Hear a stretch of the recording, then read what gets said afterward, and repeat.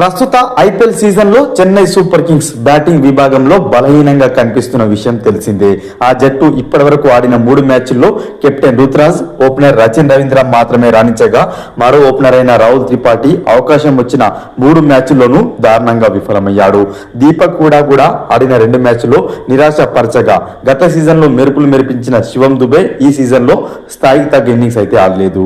ఇక 3వ మ్యాచ్ లో అవకాశం దక్కించుకున్న విజయ్ శంకర్ కూడా ఫెయిల్ అయ్యాడు. అదేవిధంగా ధోని, జడేజా పరిస్థితి కూడా అంతంత మాత్రంగానే కనిపిస్తుంది. బ్యాటర్ల వైఫల్యం కారణంగానే సిఎస్కే ఇప్పటి వరకు ఆడిన 3 మ్యాచ్ల్లో 2 ఓడింది. ఈ నేపథ్యంలోనే సిఎస్కే యాజమాన్యం తమ బ్యాటింగ్ విభాగాన్ని బలపరుచుకునే యోచనలో పడినట్లు తెలుస్తుంది. ఈ క్రమంలో ముంబై యువ బ్యాటర్ ఆయుష్ మాత్రేను ట్రయల్స్ కు పిలిపించింది. దేశవాళీ క్రికెట్ లో విశేషంగా రాణిస్తున్న మాత్రేను సిఎస్కే గత సీజన్ లో కూడా ట్రయల్స్ కు పిలిచింది. అతని పర్ఫార్మెన్స్ తో సంతృప్తికరంగా ఉన్నప్పటికీ ఈ సీజన్ లో ఎందుకో అతన్ని ఎంపిక చేసుకోలేకపోయింది.